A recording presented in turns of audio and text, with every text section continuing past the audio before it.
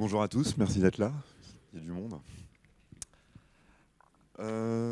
Donc nous représentons la société UX République pour venir vous parler d'un retour d'expérience, d'une réflexion qui est l'expérience utilisateur dans la VR. Alors pourquoi une agence spécialisée dans l'expérience utilisateur vient dans un salon de la VR? L'année dernière, UX République a créé des groupes de travail, différents groupes de travail, dont le nôtre.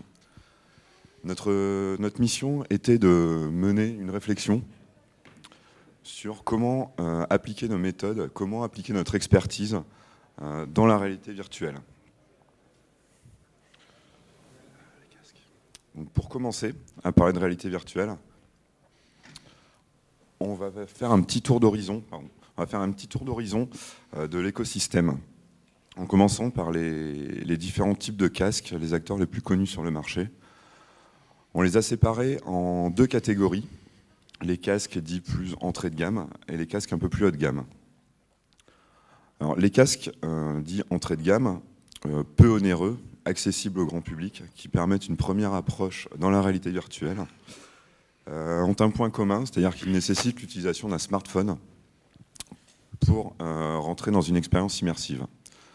On va commencer par le premier que tout le monde connaît, le Google Cardboard, qui est un casque en carton très simple avec deux lentilles qui propose une immersion basique et une interaction très simple puisqu'on a un seul bouton pour interagir avec l'univers virtuel.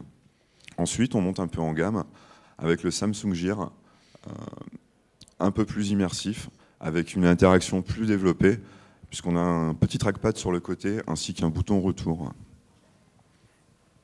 Ah, c'est pas mal. Il fait des mots. Continue, c'est pas grave, tu la connais. Si vous vous rappelez bien, ensuite, on a le Google Daydream, un peu la star du marché. Je sais pas. Si. Continue. Bon. Tu le connais. La star du marché. Qui lui, présente un grand intérêt puisqu'il a une télécommande qui est traquable dans l'espace. C'est-à-dire que l'utilisateur bouge sa télécommande et le mouvement est retranscrit dans la scène 3D. Les casques haut de gamme. Donc ensuite, on avait affiché les casques un peu plus, beaucoup plus haut de gamme, beaucoup plus onéreux, où on pousse vraiment l'expérience immersive et l'interactivité. On a choisi d'illustrer ça avec le Sony PlayStation VR, qui était un peu la star du dernier Noël. Et ensuite, on avait l'Oculus Rift et le HTC Vive, qui, eux, demandent l'utilisation d'une machine très performante et relativement coûteuse. Donc, on n'est plus du tout dans la même gamme de prix. Ça demande un investissement financier beaucoup plus conséquent, mais on va beaucoup plus loin dans l'immersion, dans l'expérience immersive et dans l'interactivité. Je voulais juste souligner, l'HTC Vive présente un avantage non négligeable, c'est-à-dire que l'utilisateur peut faire du room scaling. C'est-à-dire qu'il définit une zone, chez lui ou n'importe où, sur ce salon par exemple. Il définit une zone où l'utilisateur pourra évoluer naturellement en se déplaçant.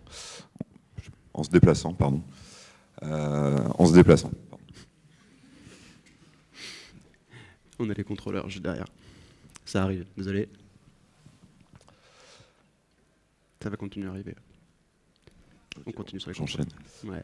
Donc, suite aux différents types de casques, pour associer aux différents types de casques, on a également un ensemble d'accessoires, des contrôleurs qui permettent l'interaction. On constate une grosse quantité de contrôleurs qui vont de la manette de console qu'on a tous eu entre les mains. On fait ce qu'on peut. Wouh! C'était presque ça. Et Chrome qui freeze. Tout PC qui freeze. Continue, c'est pas grave. Donc les contrôleurs, pardon. Donc la manette de console qu'on a tous eu entre les mains quand on était plus jeune ou plus âgé, en passant par des gants à retour haptique, c'est-à-dire que le gant vibre en réaction d'un événement déclenché par l'utilisateur. On peut avoir également des combinaisons ou des tapis de marche, genre des tapis qu'on a, des tapis de course qu'on a en salle de gym, qui peuvent être reliés à un événement, à un casque, pardon, à une expérience. Voilà. Alors demain, on en est convaincu, les nouvelles technologies vont nous amener des accessoires, des contrôleurs beaucoup plus insolites. Ça charge. Beaucoup plus insolites, pardon. Je ne sais pas si vous avez eu le temps de voir un peu aujourd'hui, juste à côté, on a vraiment maintenant une épée pour se battre à l'épée. C'est assez dingue.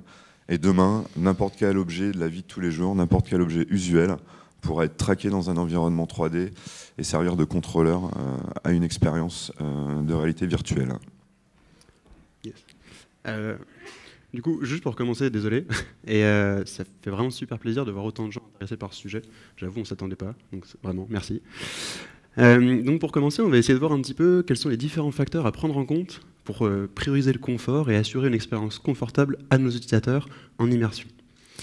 Comme toujours, quand on veut faire une expérience confortable, il faut commencer à se demander qui est-ce qui va l'utiliser, mais également sur quel support. Et c'est d'autant plus vrai en VR, parce que si on conçoit une expérience pour le Google Cardboard, on peut se dire que l'expérience confortable, c'est 10 minutes maximum. Au bout d'un moment, on n'a plus de rétine sinon. Et sur les casques haut de gamme, type le HTC Vive ou des trucs qu'on commence à voir arriver au CES, là, on peut facilement s'oublier pendant une heure et il faut se rappeler que ce n'est pas forcément la réalité. Également, c'est pour quel usage? Est-ce que c'est un jeu vidéo? Est-ce que c'est une expérience immersive? Ou bien est-ce que c'est une application de productivité? Ça va impacter énormément beaucoup de choix qu'on va devoir faire après. Ensuite, et un point qui est super important vers presque plus que pour du mobile, c'est dans quelles conditions est-ce que notre utilisateur va utiliser notre expérience. Est-ce qu'il sera assis, debout, voire même couché? Si vous avez testé Birdly, vous étiez couché. Est-ce que notre utilisateur sera amené à regarder à 360 degrés autour de lui-même, voire même à se déplacer en room scale dans l'espace, littéralement? Pourquoi c'est aussi important? Parce qu'en fait, si on ne prend pas ça en compte et qu'on n'adapte pas notre expérience en fonction de tout ça, on risque de faire des mauvais choix. Vous avez peut-être vu ce film, Minority Report. C'est un film qui m'a beaucoup fait rêver quand j'étais enfant. Et en fait, le personnage principal, il a une super interface comme ça devant lui, et il peut prendre les objets, les déplacer, les agrandir et tout ça. Beaucoup de choses qu'on peut commencer à faire en VR. Ok. Maintenant, projetez-vous, imaginez-vous que votre métier c'est ça, et que vous passez 6 à 8 heures par jour dans cette position. Voilà, les bras comme ça va rapidement devenir fatigant, voire presque douloureux, sans omettre le fait que si on fait ça, on risque de mettre de côté toute une partie de la population, des personnes handicapées, des personnes âgées, ou même vous, parce que vous êtes des mille épaules en faisant une petite figure au ski pendant vos vacances. Donc, pour voir un exemple réel de l'importance de tout ça, là c'est un jeu qui s'appelle Job Simulator. Et en gros, les développeurs, pendant la phase de développement, ils ont fait tester à un de leurs devs. Sa petite particularité, c'est qu'il faisait 2 mètres de haut. Et en fait, ils se sont rendus compte que quand il mettait le casque, il avait la tête en plein milieu du mobilier.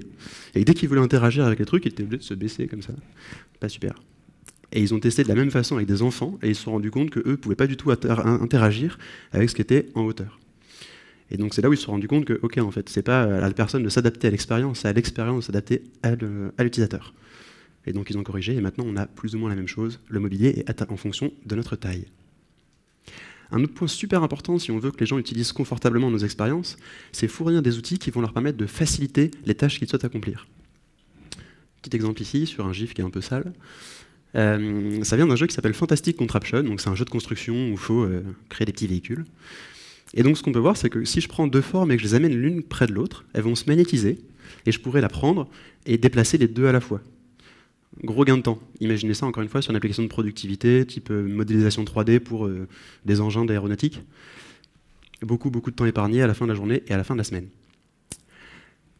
Enfin, un dernier point super important pour que notre utilisateur comprenne très facilement et puisse interagir facilement avec nos expériences, c'est lui donner du feedback sur ce qu'il est en train de faire et ce qu'il s'apprête à faire.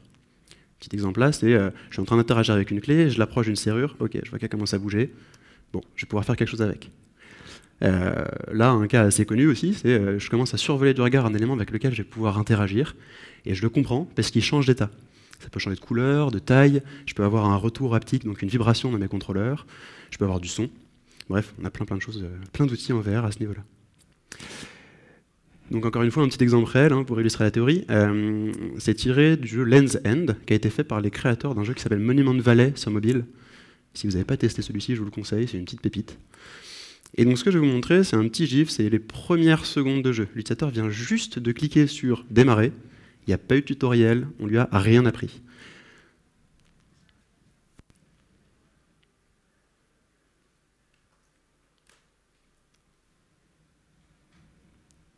Ok, qu'est-ce qu'on vient de voir? encore une fois, l'utilisateur n'avait rien appris, on lui a rien dit. Il se balade dans un univers un peu sombre et il voit un point blanc. Okay. Il le survole du regard et celui-ci réagit et j'ai un petit halo qui se forme autour. Je vais pouvoir faire un truc avec, je clique et je me déplace. J'ai compris comment ça marche. Et ça, c'est le pattern qu'on va utiliser pendant tout le jeu, pour le déplacement, mais aussi pour les énigmes et pour tout type d'interaction dans le jeu. Donc voilà, vraiment l'importance. Pas besoin de texte, pas besoin d'explication, du feedback, et on comprend. Ok. Donc comme on peut voir, la VR, c'est un nouveau paradigme qui va nous forcer à réinventer plus ou moins tout ce qu'on savait jusqu'à maintenant et qu'on pensait pour acquis sur mobile, desktop, tablette. Par exemple, comment est-ce qu'on interagit avec un élément? Comment est-ce que je duplique? Comment est-ce que je supprime? Comment est-ce que je scale? On ne sait pas encore. Qu'est-ce qu'un bouton? Comment est-ce que je rentre du texte? Tout ça, il y a plein de solutions possibles, mais on n'a pas encore trouvé la bonne, là où les bonnes. Heureusement pour nous, il y a des milliers de designers et de développeurs à travers le monde qui réfléchissent à ces sujets-là et qui ont plein de super idées. Donc on va voir quelques petits exemples. Là, c'est les designers de chez Google Daydream qui se sont demandé, ok, genre, comment je rends du texte? Est-ce qu'on a une sorte de clavier qui flotte en 2D devant nous et puis je pointe lettre par lettre pour rentrer chaque lettre? Fastidieux. Ok, et ben si on transformait le clavier en un set de batterie, mes contrôleurs en baguette et je rentre mon texte. Le GIF, là, il n'est pas accéléré, il a vitesse réelle. Donc ce qu'on peut voir, c'est que c'est assez rapide, un peu moins que ce qu'on a l'habitude sur mobile, mais je suis sûr qu'en termes de mémoire musculaire, quand on aura chopé le truc, ça peut aller super vite. Un autre exemple d'interface. Donc là, on est un peu plus proche de ce qu'on peut connaître, c'est de la 2D, et la petite particularité, c'est que ça réagit en fonction des mains, grâce à un petit contrôleur qui s'appelle le Leap Motion. Ok, plutôt cool.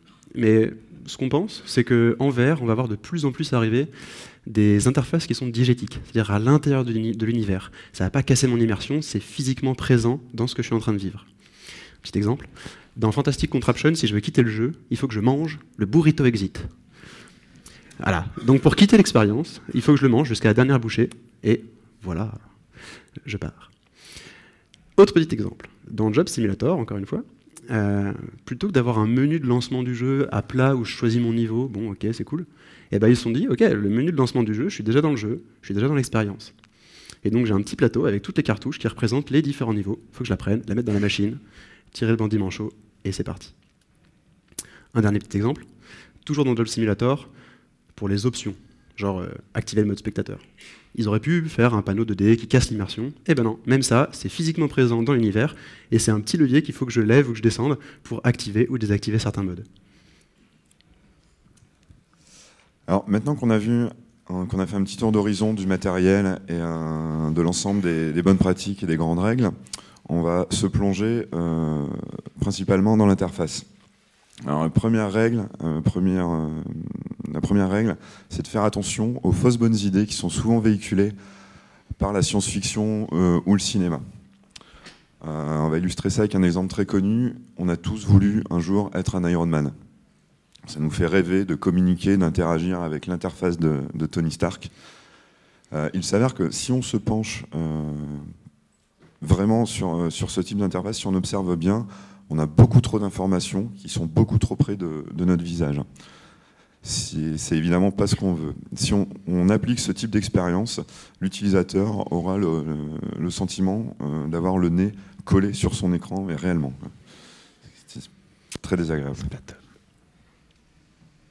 Alors, un des éléments très importants de toute scène 3D, et encore plus dans la réalité virtuelle, c'est l'utilisation de la caméra. En réalité virtuelle, la caméra est l'utilisateur. On ne force pas l'utilisateur à se déplacer contre sa volonté.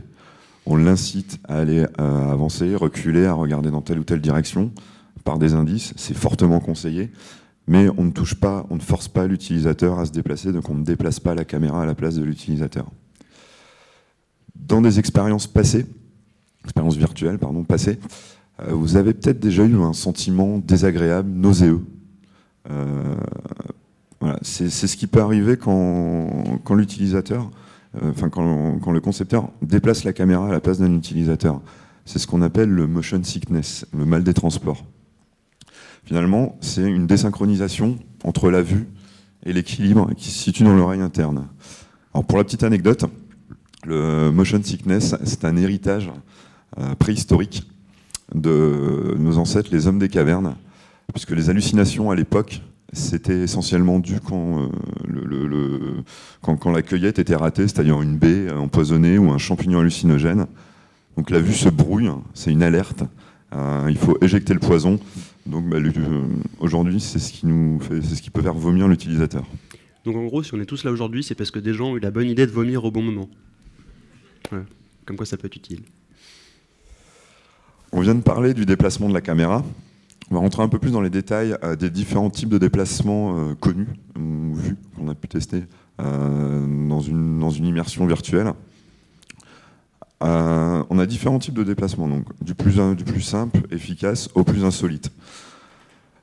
Le plus simple, le plus connu, c'est la téléportation. C'est-à-dire que l'utilisateur, avec son contrôleur, pointe un endroit dans la scène, c'est schématisé par un arc de cercle, il clique, il y est. Dans certaines expériences, on a une image réactive, exemple d'une image réactive, on interagit avec, et par un fondu au noir, par exemple, assez léger, on peut changer de pièce, on peut changer d'univers.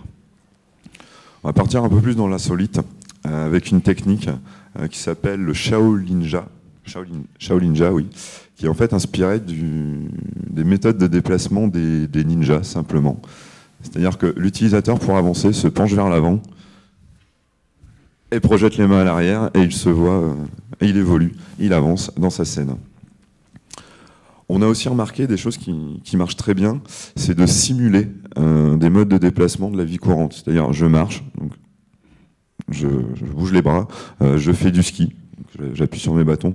L'utilisateur se voit avancer, se voit évoluer de façon très naturelle. Enfin, un système très insolite et beaucoup plus fun, c'est le déplacement à la Spider-Man. Alors, grâce à des contrôleurs, l'utilisateur envoie des liens, des lianes, des toiles d'araignée, de bâtiment en bâtiment, d'élément en élément, et il se déplace littéralement comme Spider-Man. J'avoue que pour l'avoir testé, c'est quand même super cool. Un autre point super important à prendre en compte, c'est la largeur de nos interfaces. Okay, pourquoi je dis ça ? Autant sur un téléphone, on est limité à la taille de notre interface. Ok, on peut swiper, on peut scroller sur les côtés. Autant en 360 degrés, en fait, on peut avoir notre interface partout autour de nous. Et on peut se dire, c'est cool, on a plein de place, on va en mettre partout. Ouais, bah en fait, ça marche pas forcément aussi bien que ce qu'on croit.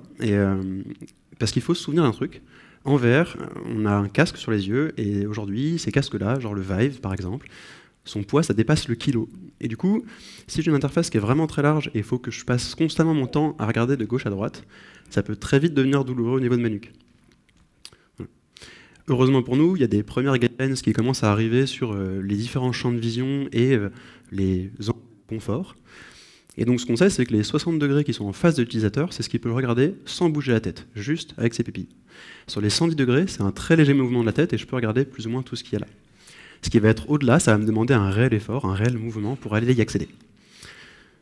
De la même façon, on commence à avoir des recommandations sur la hauteur de notre interface. Et donc ce qu'on sait, c'est que en fait, notre zone de confort en termes vertical, c'est de 0 à 12 degrés. Quand vous êtes en train de taper sur votre PC, par exemple, vous avez souvent la nuque légèrement penchée, c'est ces fameux 12 degrés. Et en fait, si vous descendez trop haut ou trop bas, là, le poids du Vive va commencer à augmenter, et donc faire ça plusieurs fois de suite, ça peut réellement devenir douloureux. Un petit schéma pour résumer tout ça. Donc ce qu'on voit, c'est qu'en gros, notre contenu le plus important, il faut qu'il soit placé face à l'utilisateur. Sur les côtés derrière, on va le garder pour plutôt une forme de curiosité ou des petites surprises, ou vraiment des choses annexes. Deuxième petit truc qu'on peut remarquer sur ce schéma, c'est le 20 mètres et le 0,5 mètres. Le 0,5 mètres, en fait, c'est la zone minimum sur laquelle il ne faut pas placer des interfaces. Sinon, on va se retrouver avec l'effet Iron Man dont on parlait tout à l'heure. Et le 20 mètres, c'est en fait, parce qu'au-delà de 20 mètres, la perception de profondeur de l'œil humain commence à s'amoindrir. Et en gros, même si des éléments sont décalés, on va les percevoir plus ou moins à la même distance. Donc en gros, votre profondeur, elle sera plus ou moins 0. Donc si vous voulez jouer sur de la profondeur, c'est plutôt entre cette zone-là. Un petit exemple d'une interface qui reprend ces différents conseils, c'est l'interface de Google Daydream. Et donc comme on peut voir, tout est centré au centre de la vue de l'utilisateur, plus ou moins regroupé, ce qui permet d'éviter des mouvements de tête inutiles. Un autre point super important, en VR, on parle tout le temps d'immersion, de sentiments, etc. Du coup, un truc qui flotte devant mon visage, c'est pas forcément ce qui va me permettre le plus de me croire immergé. Donc ce qu'on va essayer en VR, c'est soit de faire des interfaces diégétiques, comme on a pu voir tout à l'heure, le fameux burrito, soit de ne faire apparaître l'interface que quand elle est vraiment nécessaire. Donc un petit exemple avec un jeu qui s'appelle Rec Room. Je me rends compte que j'ai une montre au poignet, et du coup je me dis tiens, c'est quoi l'heure? Tac, je vais regarder, donc c'est un mouvement super naturel, pas besoin de tuto encore une fois, et hop, le menu apparaît. Et donc ce mouvement-là, il y a peu de chances que je le fasse par inadvertance, et donc il y a peu de chances que ce menu apparaisse si je le saute pas, et tant que je le fais pas, il n'y a rien qui encombre ma vision. Dernier petit conseil, mais ça c'est un point quand même vachement important.